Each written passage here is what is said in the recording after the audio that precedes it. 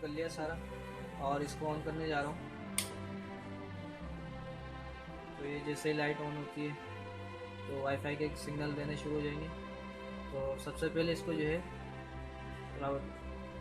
इसके पासवर्ड के साथ जो है कनेक्ट करना है अपने मोबाइल को, और अगर कंप्यूटर के अंदर करना है तो फिर मैं आपको बता देता हूँ।